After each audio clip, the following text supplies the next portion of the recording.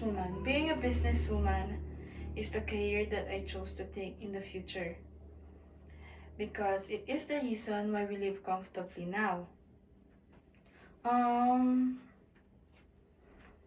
I think this career matches my personality and my strengths because I already have experience in this field since, as what I said earlier, be, being in the business field is our way of living. Um, the steps to achieve this career as for myself is to have a good mindset. And one of my mindset is the lower the profit, the higher the sales. Hindi naman sa super liit na tubo, pero yung may makukuha ka ng tubo is, it's enough na. 5 pesos per piece ng tinitinda mo, it's okay na. Because, in our society, or our country rather, we look at the price and not at the quality. For example, now I have a business which is liquor alak, and mas pumupunta sa amin yung mga kapitbahay and yung mga ano lang, yung mga umiinom lang ganon, because yun nga, mas mababa yung presyo namin kumpara sa mga nasa tindahan and everything. And hindi naman porket malit yung tubo is malulugi ka na. And hindi ba sa mga online shopping ganon, we look at the price kung kinukumpara ba natin kung mas mura dito sa kabila or mas mahal. Pero di ba na-scam tayo? And hindi na tayo bumabalik doon. Pero when you are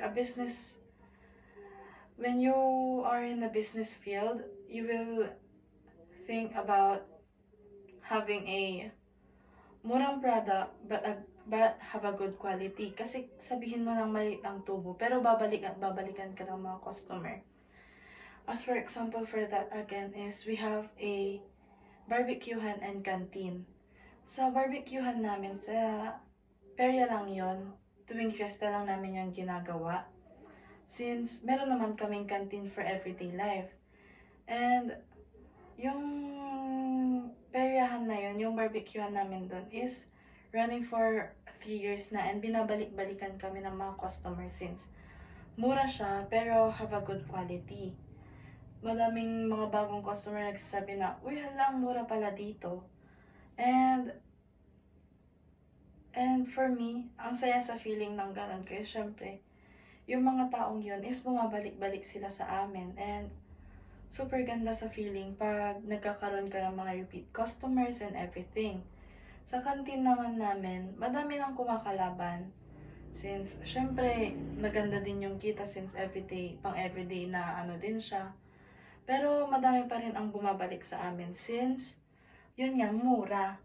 And, madaming mga truck drivers na nagsabi, na galing sa mga Manila, gano'n, yung mga nagde-deliver lang na nag-expect sila na umaabot ng mga almost 1K yung bills nila, pero hindi. Mas mababa pa, which is lower than 500. Kasi nga, yun nga, mura. And sa ano naman, meron din namang tumabi sa amin na samgyupsalan, pero it was discontinued na. Pero yun nga, madaming nagsabi na hindi ba kayo parang na-threaten na parang malulugi kayo kasi may tumabing samgyupsalan, and our answer is no. Ba't namin may feel na ano, na parang kalaban namin sila if we have different target markets. Sa kanila is mga kabataan, yung mga grupo-grupo, ganon. While sa amin is yung mga construction workers, tricycle drivers, and yung samgyupsal naman is, it's for occasional purposes like my birthdays, or pag nag-crave ka lang. While the canteen that we have is pang everyday life siya, parang pantawid gutom ng mga mga nagtatrabaho. So, hindi namin sila tinuring na kalaban, and kaibigan pa nga namin sila noon. Kaso nga lang, pinasara na kasi nalugi. Kasi nga, pinahandle yon sa mga tauhan lang nila. And as for our business, meron kaming parang kasabihan na pag nakukuhanan ka ng pera or nakupitan or nanakawan is parang malulugi ka na kasi ano bang papasok sa'yo, di ba? Siyempre, labas ka ng labas ng pera, sila naman, kuha sila ng kuha. So, yun.